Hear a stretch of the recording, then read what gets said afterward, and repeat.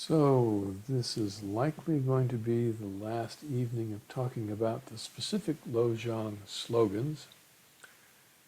And if you're seeing this just on the YouTube, we have had some technical problems this evening, and hopefully they won't recur.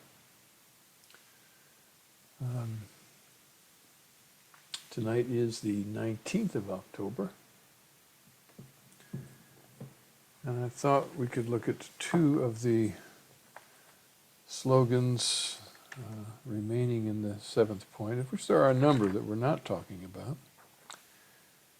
The first one is entitled "Find Freedom Through Investigation and Examination." It's the 55th slogan.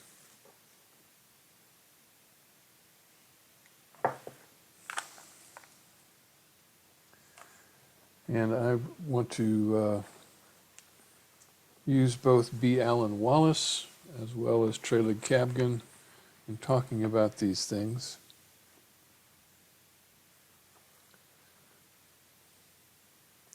Free yourself by means of investigation and analysis.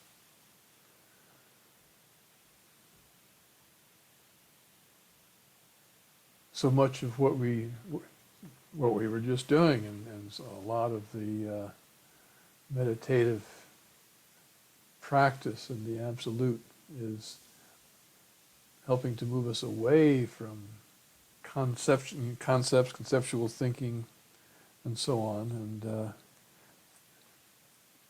finding freedom in that way. And here's the other side of the coin.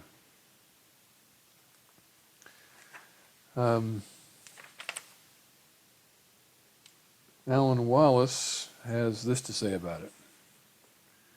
Free yourself by means of investigation and analysis is how he translates out the actual slogan.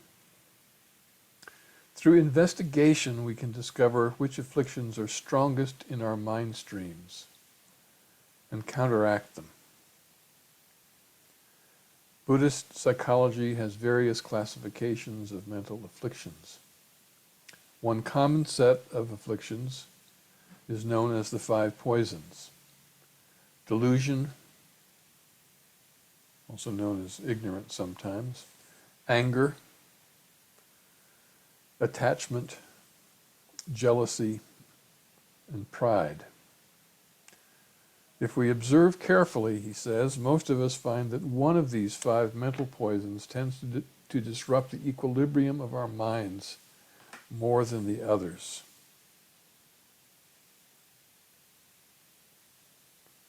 Which is an interesting way of putting it, I think, that we're looking toward that which is disrupting the equilibrium of our minds.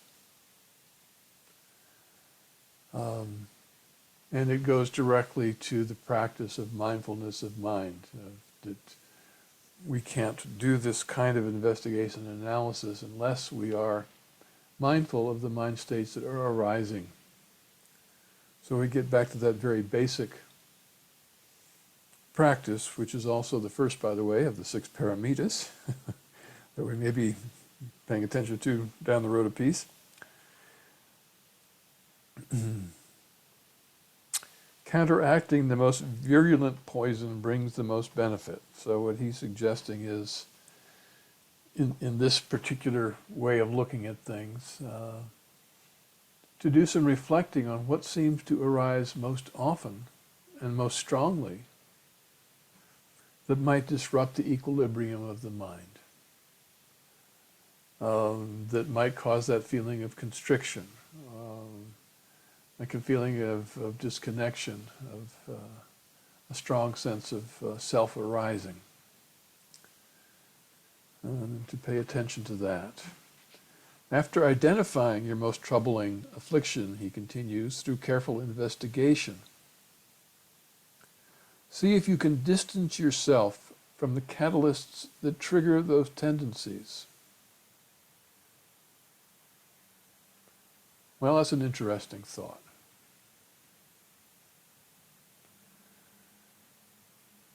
And it does not speak to roll all blames into one. It says, he suggests, get away from that stuff. And, you know, there is a point there. It isn't the news in my situation necessarily that is causing the afflictive emotions to arise in me. It's my view of the news, my reaction to the news, my way of thinking how things ought to be and how these are different, and all of those things that we've talked about before. Nonetheless, I have again moved into a position of saying, for me, once a week with the news is good enough. If something huge happens, I'm sure someone will tell me. And usually there's not much difference. And I'm really, again, why I get back into the habit, I'm not sure, but I did fall back into more frequent checks. It really makes a difference.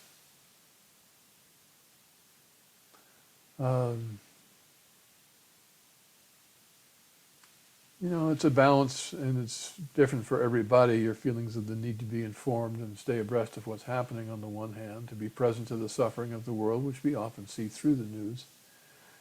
And on the other hand, keeping the equanimity and the balance of mind that allows you to be really present to what is going on at the moment in our lives, and not be kind of knocked off balance. With our equanimity being toppled by our reaction to whatever these catalysts might be. So distancing yourself from these catalysts that trigger those tendencies, as he puts it, can be a useful thing to do.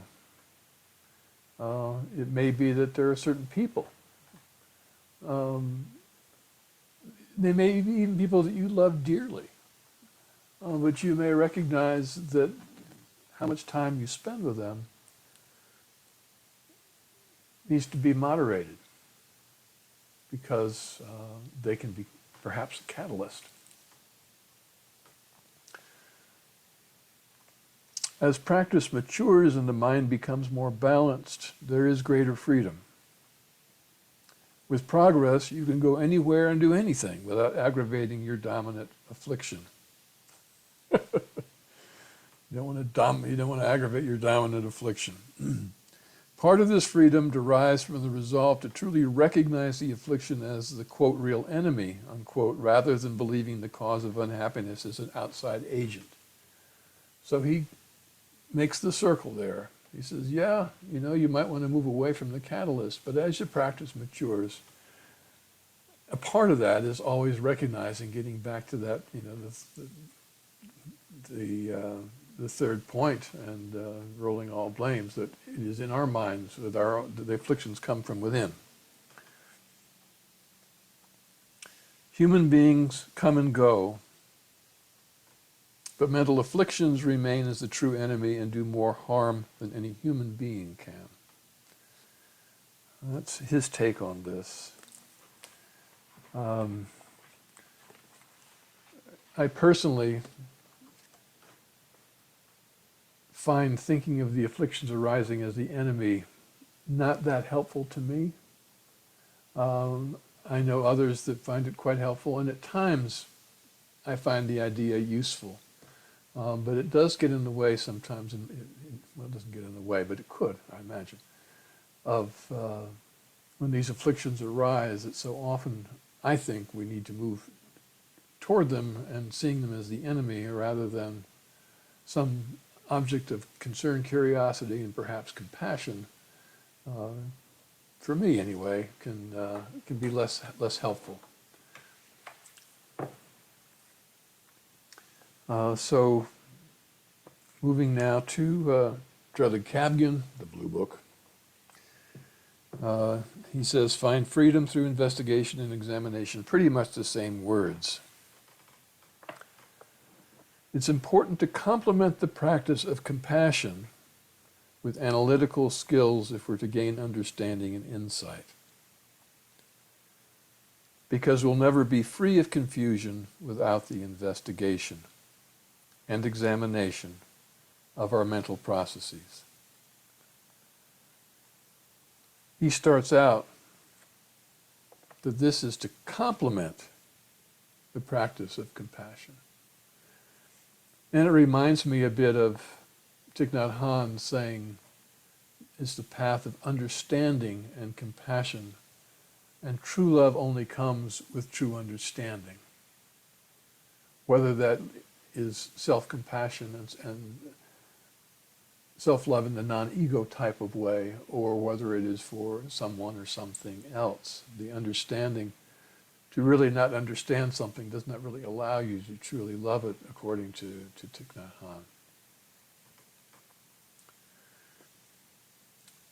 From time to time, he continues, we need to ask penetrating questions such as the following. What is the self? What is the mind? What is ultimate reality? What is samsara and ignorance? What is this awareness, I'm talking not from him now, that is in which everything arises?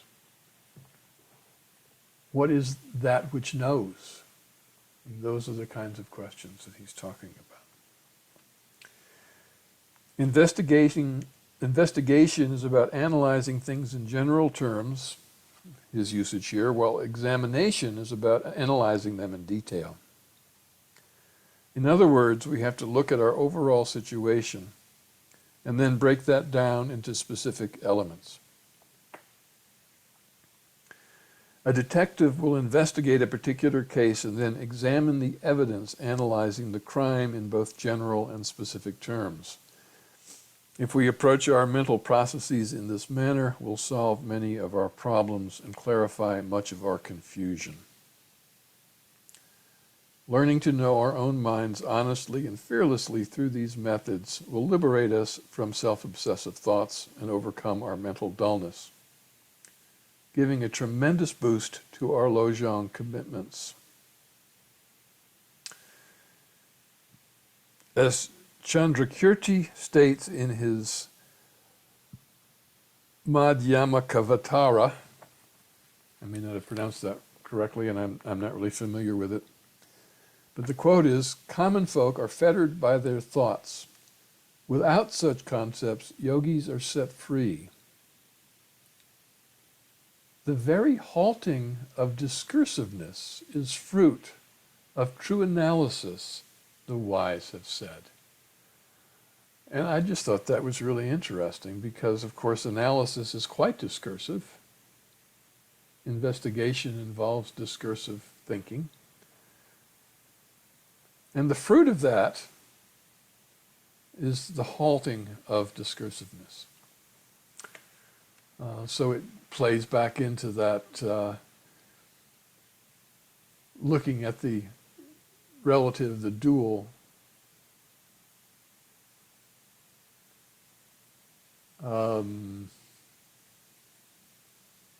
provides a benefit, shall we say, to the concept-less, the sky-like nature.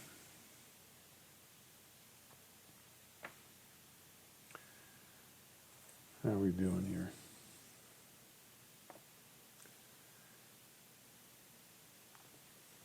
The other slogan I wanted to touch on is the last slogan in this, in the 7 points. And interestingly, it's translated in various ways.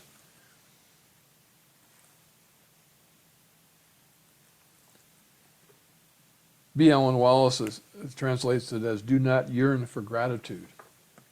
It's often expressed, do not expect applause. And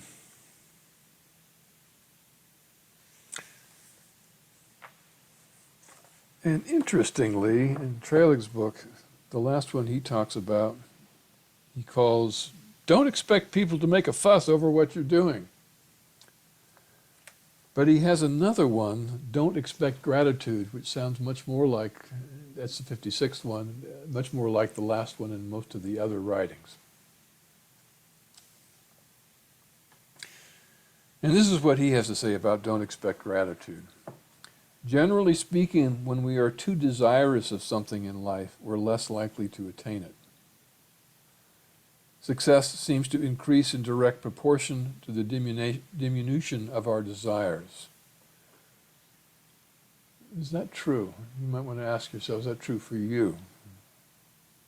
Are things more likely to happen as our desire diminishes? The same logic applies to our need for recognition. We might want to be appreciated and respected, but we have only a limited ability to influence how other people respond, and we can't make somebody show us gratitude any more than we can force someone to love us. I'm skipping a bit here, but whether someone can acknowledge our actions or not should be no concern of ours.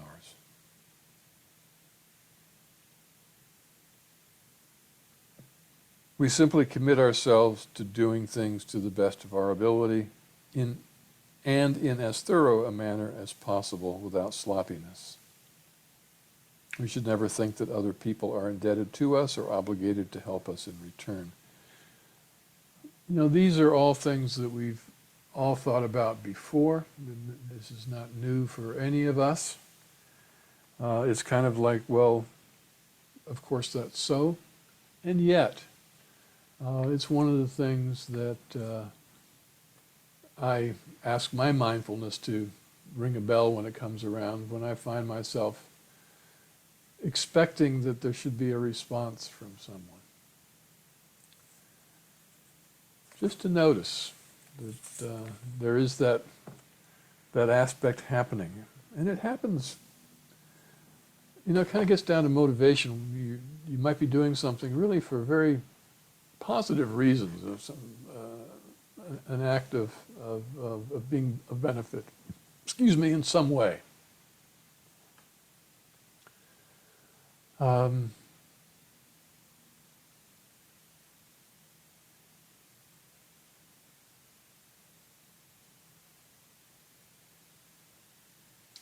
It's good, I think, to have a look when this is going on. Just to see, my experience has been that very often it's a mixed bag.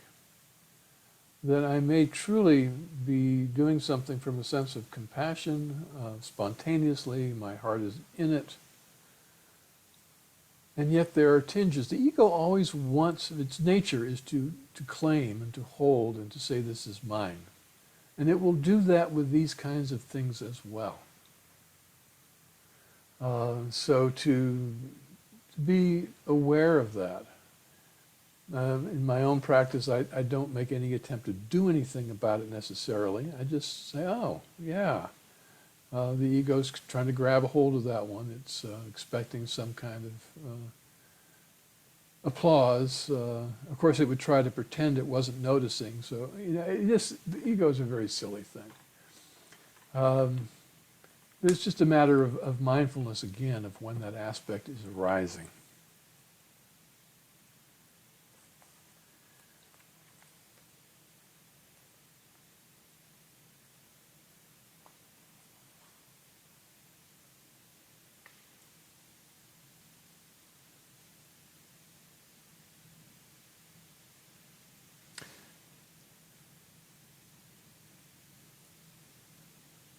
Jamgon Khantrul is quoted, the yellow book I often read, don't make a big fuss, even when you are kind to another person, because you are in fact just working at regarding others as more important than yourself.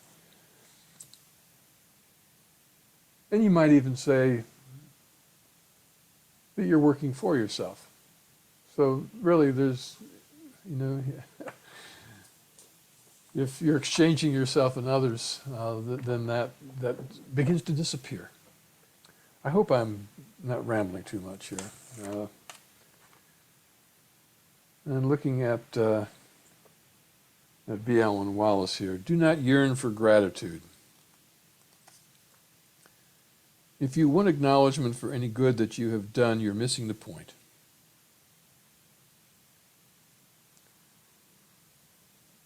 Do you think that you do things sometimes with an expectation there might be gratitude or acknowledgement or reward, just ponder that for a moment.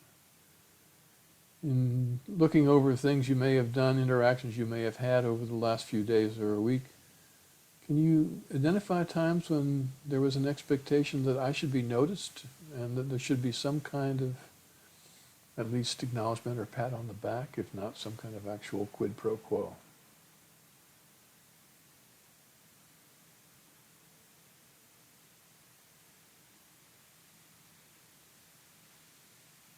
Interactions with family members, helping out a neighbor, doing something charitable,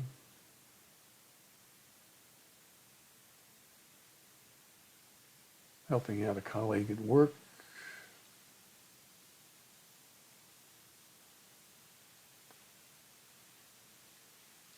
For me, it's one of those things where my feeling is, oh, I don't really do that very much. But when I really look, I kind of really do. uh, so it's an area where I think it's that investigation and analysis is worthwhile, to really have a look and see what role, not necessarily a role, but what expectation arises from the sense of wanting that has to do with acknowledgement.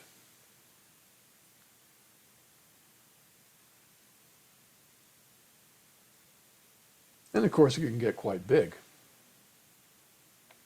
It can be expectation of great reward.